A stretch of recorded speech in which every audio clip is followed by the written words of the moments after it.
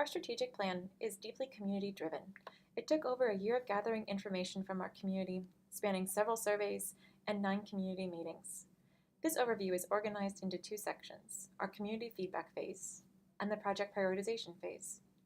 The community feedback is where we gather data about what Louisville residents thought would make Louisville a better place for people to live, work, and play at every stage of life. The first part of our community feedback phase is a 2017 KIPTA Needs Assessment. This assessment analyzed the social service needs of the 7 county regions served by the KIPTA Area Agency on Aging and Independent Living, including Jefferson County. This needs assessment analyzed the existing age-friendly features of Louisville, as well as identified gaps according to the 8 age-friendly domains of livability. Over 700 people took the survey, with over 400 coming from Jefferson County.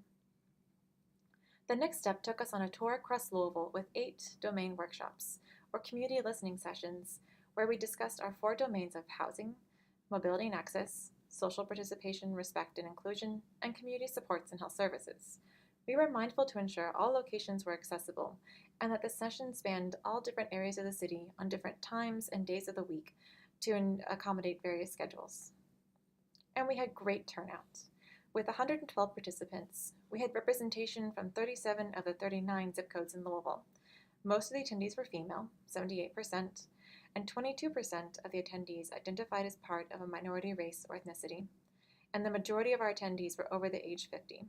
We had strong intergenerational representation with the age range spanning from 18 or less to the 80 to 89 age category. To learn more about who came to our meetings, click here. On this page, you can see more detailed information about who came to the meetings. As well, you can see the results of our pre- and post-test surveys.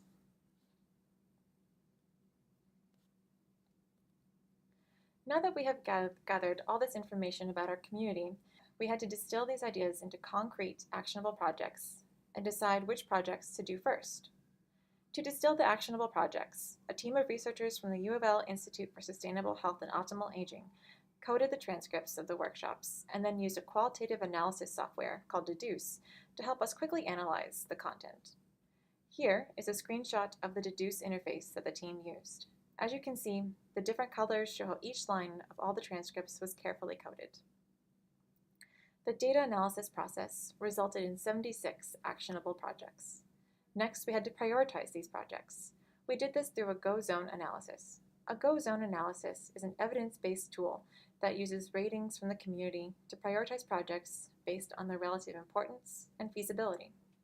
We invited members of the Age-Friendly Advisory Group and people who attended the workshops to a special debrief session where we asked them to complete this rating. If you click here, you will see that we have all the action projects that resulted from the transcript coding.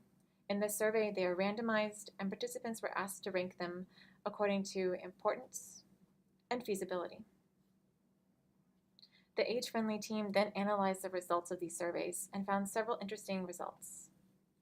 First, by taking the average overall importance and feasibility scores for all the projects in a certain domain, we created this ladder as seen here.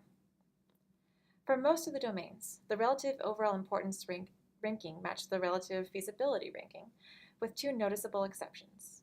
Housing, which was ranked 3rd in overall importance, ranked least in feasibility. This indicates that while participants viewed housing as important, the housing-related projects were overall the least feasible to accomplish.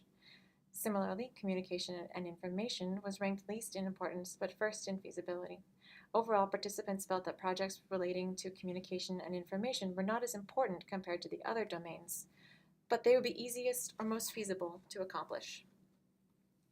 Then we created a scatter plot of all the projects, with the importance on x-axis and feasibility on the y-axis. This is where we arrive at individual project prioritization. After each project was placed on this graph, all the little points you see, we found the mean importance score for all projects and the mean feasibility score for all projects. These are indicated by the bright blue lines on the graph. These lines divide the projects into the following 4 zones of prioritization. First, we have the Go zone, indicated by the green, where these projects have high importance and high feasibility.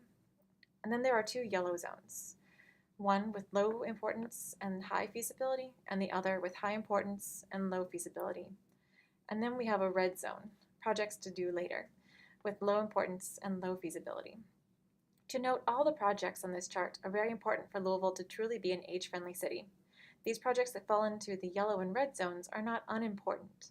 Rather, they just have lower relative importance and feasibility than those in the green go zone. If you want to see the exact projects for each domain and which zones they fall into, simply click on the domains shown here.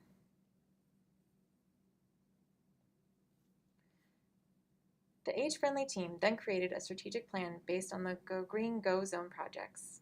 Our final plan includes elements of the projects in the yellow and red zones, as many of these are more long-term goals. We invite you to check out our strategic plan and to learn how you can get involved.